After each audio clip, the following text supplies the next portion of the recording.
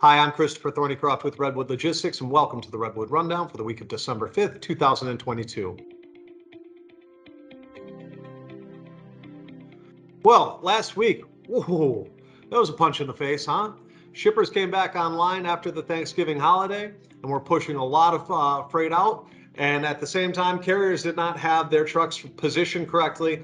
After that Thanksgiving holiday, the owner operators had been purged out of the system. A lot of them have been. There was way less capacity was available to source from, and brokers took punches in the face all week long in order to get freight moved. But brokers did get freight moved, and they did not reject freight. How do we know that?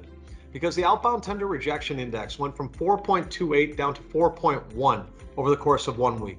That means that as opposed to rejecting freight in a difficult environment, providers decided, no, we're going to continue to accept this freight for a couple of reasons. One, take care of your shippers. They've been there. They're your business. They are your customers. You have to take care of your shippers. But two, let's be real. That shipper contract to spot rate is so much stronger than just going into that spot market. What does that mean for the future? Well, it means that this market is way more prone to shocks than it was in the past 6 months. 6 months ago, plenty of capacity. So a big market event comes through like July 4th, nothing happens.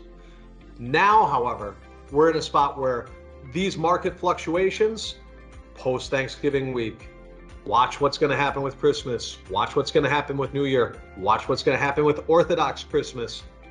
Those are going to have shockwaves that are really going to impact brokers' ability to procure capacity. Because you're going to see spot rates start to rise. We already saw a 2-cent increase last week on the data that we've seen so far. It may even go higher. Spot rates were definitely rising last week as far as how you were paying for your freight. So on the go forward, we assume capacity is coming on down, and that will leave the market a little bit more exposed to wild weeks like last week.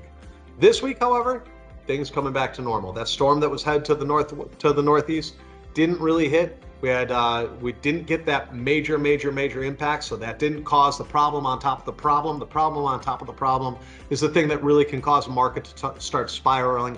We didn't get there, so we're seeing some normalcy returning minute by minute, hour by hour out there in the market. You probably are too. I'm Christopher Thornycroft. That's all we have for the Redwood Rundown for this week. Take care.